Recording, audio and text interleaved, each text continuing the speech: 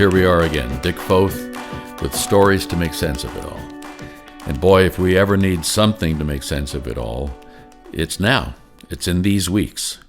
We're just a couple of days before the transfer of power in the United States of America at the highest political levels. And we've had upheaval all year between COVID-19, economic crises, deaths, mayhem in a lot of places. And what happens when you have upheaval is oftentimes that just precipitates the feeling of being alone. And with the pandemic, it's the reality of being disconnected and alone. And fascinatingly, I don't even know if that's a word, but in a fascinating way, the first chapter of the book that Ruth and I published a couple of years back, Known, Finding Deep Friendships in a Shallow World, the first chapter is called TheGreatAlone. So I'm going to be reading that. We are going to be reading that to you and for you. And along the way, in a few minutes, I want to pop in and introduce you to a friend. We're just going to have a little conversation about this idea of what it means to be lonely. So here we go. Chapter 1, TheGreatAlone. First things, recognize what's true about life. Chapter 1, TheGreatAlone. The most terrible poverty is loneliness and the feeling of being unloved. Mother Teresa of Calcutta. On January 26, 2014, at New York City's Presbyterian Hospital, Pete Seeger lay dying. The 94-year-old iconic singer and composer of If I Had a Hammer and Where Have All the Flowers Gone had been the face of folk music and social commentary since the day he dropped out of Harvard in 1938 to ride his bicycle across the country. When the phone rang, it was Arlo Guthrie, son of his old friend Woody. Pete and Arlo had played many concerts together all over the country. After the call, he posted this to Facebook. I simply wanted him to know that I loved him dearly, like a father in some ways, a mentor in others, and just as a dear friend a lot of the time. At 3 a.m. on January 27th, Pete breathed his last. He died a man known and loved. Who wouldn't want that? No rational person would choose to die alone or unloved. Nothing could be emptier than that. Between us, Ruth and I have lived in California, Oregon, India, Missouri, Illinois, Washington, D.C., and now Colorado. We have met thousands of people and invested thousands of dollars in homes, cars, causes, travel, children, grandchildren, food, and a myriad of other things. We've discovered something in our nearly 150 combined trips around the sun. Apart from the great ideas that move us, life revolves around two things: relationships and money. And only one of those makes us rich. When we say, boy, she had a rich life, we're not talking properties or portfolios. Those things can evaporate overnight. What creates real wealth is friendship. A rich life shows up in a phone call to a dying man, letting him know one more time how much he is cared for. The question is, how do we begin to build that kind of friendship? You'd think it would begin with knowing what we want, but sometimes we move forward by knowing what we don't want. When my parents divorced in the early 1960s, I had a choice to make. I could submit to my fear, which entertained the idea that the patterns leading to the collapse of their marriage were genetic, which meant that I must expect what happened to them to happen to me. Or I could do something else. I could say to myself, whatever I need to do not to end up there, that's what I want. I think we respond to many traumas that way. Disoriented, our emotions shattered, we say, whatever we need to do, never to let that happen again. Let's do that. We frame a positive action from a negative experience. We say no to the thing that steals life and yes to the thing that gives it. From negative to positive. Is God doing that very thing when he uses not in the first pages of the Torah? The grand sweep of design, covenant, and truth are all there and worthy studies in themselves. The Genesis account is punctuated 6 times with the phrase, "It was good." The last verse of chapter 1 even says, God saw all that he had made, and it was very good. But 18 verses later, in chapter 2, the subject of relationship is brought into focus with this sentence, "It is not good for the man to be alone." Adam has been created from the dust of the earth and the breath of life.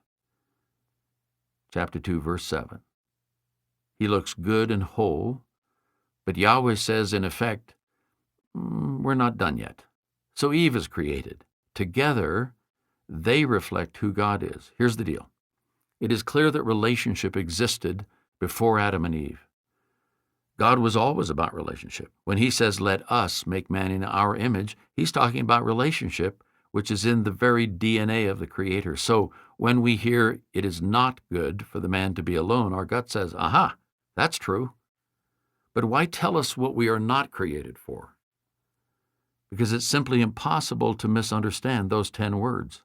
It is not good for the man to be alone. From childhood to old age, we all know what alone feels like. In February of 2015, I interviewed 3 friends at a breakfast for business leaders in Charlottesville, Virginia. In that room of 200 bright minds and lots of success, we explored roots and vision and faith. About 2/3 of the way into the interview, I asked the 3, John Ashcroft, former Attorney General of the United States, Vern Clark, former Chief of Naval Operations, and Kurt Richardson, co-founder of Otter Products, this question. At what moment in your life and career did you feel the most alone? The room went absolutely still, dead silent. Slowly their responses came. One had twice endured undeclared bankruptcy. One had to fire a subordinate, effectively ending the young man's career. One had suffered through a family tragedy. As each man answered, you could hear murmured assent.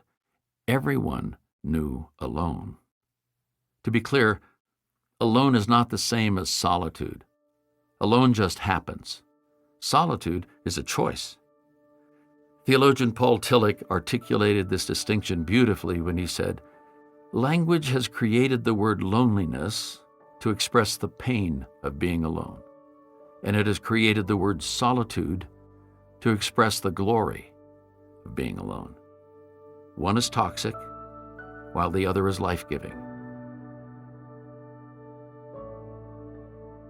So we're going to pause right there for just a moment to engage a friend in conversation. I wanted to bring this friend in to sort of give us a current moment, a point of clarity to the whole idea of loneliness. Here she is. So here's my friend Chris Bassett, who has been a counselor in northern Colorado for 20 years. Good morning, Chris. Good morning, Dick. How are you? Well, I'm good for an older dude. I want to talk with you because you're a person who deals with folks across the spectrum in lots of kinds of situations. When I say loneliness, what do you see or what do you think of? I think people can feel lonely for so many reasons. I meet with children who feel alone because they feel like other people don't understand their circumstance. And I see teenagers who feel like they are missing out because other people are doing things that they're not a part of. And I think people feel lonely because they're disconnected from other people. So we have folks, let's say, who are in an assisted care center. I have friends in their 90s across the country, various places, who literally, both virtually and literally, have not been out of their rooms. It's not just out of the facility in 9 months, 10 months, whatever it is. Their question is, do I die of COVID or do I die of loneliness? That's a brutal assessment, but it really is true, isn't it? It's brutal. Yes. That's so hard. Yeah. I'm just tossing this question out. You haven't expected this, but talk to me about how do we let this be this too shall pass thing? How do we help them? That's part of the beauty of what we get to figure out in counseling is people find words for things that sometimes they've never shared with another human being on the planet. And it's a really beautiful process that I'm so thankful for that we get to do in the counseling offices. I've just read from the book, just for this moment. Yes. Language has created the word loneliness to express the pain of being alone. And it has created the word solitude to express the glory of being alone. You know what loneliness feels like. How about solitude? You're going 1,000 miles an hour. Do you get any solitude? I do. And what does solitude do for us? Interestingly, the timing of life in August, my husband and I had registered for a class and it's the School of Contemplative Life. We went down to Colorado Springs for the School of Contemplative Life and have begun to learn about solitude. And that has never been part of my life. It's been really wonderful to watch God work in the process of solitude as we learn to quiet ourselves and become less busy and be more present with people and with ourselves and with God. And solitude is really amazing. I'm going to continue reading the chapter on The Great Alone, but I might say this. I think it'd be a good idea to have a podcast on solitude. We sort of touched on it with Chris, but down the road, we'll work on that. So, back to the book. The alone we speak of here is the toxic kind. That alone is unpredictable. Almost anything can trigger it. Aloneness unchecked turns us in on ourselves and destroys perspective. The gathered pain is an inch by inch, accelerating slide off an emotional cliff. It is isolating. Left unresolved, it is a cancer. That's why isolation is used for punishment. Emotional pain is the teacher. Alone is a timeout when I disobey as a little guy. Alone is what happens when I behave badly as a teen and get suspended from school. When I break the law as an adult, I'm separated from society and go to prison, and if I am disruptive in prison, they put me where? Solitary confinement. Who chooses to be alone and disoriented in the dark? No one. Who really wants to experience moments of unbridled joy or great hardship by themselves? No one. Human contact is life itself. Flying home to California from the East Coast in the spring of 1992, I watched the young man sitting next to me grade English papers. Turns out he taught literature at a high school near our home, and he was returning from an event where his retired Navy officer father had been honored. He told me that his dad, a Navy flyer in the Vietnam War, had been shot down and spent several years in the infamous Hanoi Hilton prison camp. Held in isolation for weeks and months on end, prisoners used a tapping code for talking through the walls. Messaging through stone saved them. Life was found in another person, in another universe, only 12 inches away. I asked the young man, "How was your father different when he came home after those years?" He looked at me and simply said, "I loved him. When he left, he was a hard-driving, high-tech fighter jock." Then pausing with a half-smile, he said, "But when he came home, he was a human being." There you have it. Human contact is the name of the game, a mirror reflecting who we are and what we might become. It gives our lives texture and depth. It gives hope to the future and perspective to the past. Face it, the need to connect with another human being is the place we all begin. Our earliest connection is mother and child. Studies show that as early as 4 months into a pregnancy, a baby in utero hears its mother's heartbeat and is so comfortable in that watery womb world. Then comes the moment of delivery and the scary, intense journey out the birth canal to that bright-lighted new world populated by giants. A wise OBGYN nurse places the newborn on the mother's stomach or at her breast. In that moment, a traumatized infant with ear pressed against the mom's chest, hears the familiar beat once again, and all is well. Scientists use the phrase attachment theory to describe the needed bond between a parent and child, while the phrase attachment disorder describes what happens when that connection is disrupted. John Bowlby, a British psychoanalyst, first came up with attachment theory. He was trying to understand the intense distress observed in infants who had been separated from their parents. Bowlby observed that separated infants would go to extraordinary lengths, for example, crying, clinging, frantically searching, to prevent separation from their parents or to reconnect to a missing parent. Might it be that all of us, because we are fallen, experience some kind of attachment disorder? Wasn't that the consequence of being sent away from Eden? I find myself in one place when I belong in another. We all remember places where aloneness has grabbed us. October 17, 1989 at 5:04 p.m. is time-stamped in my psyche.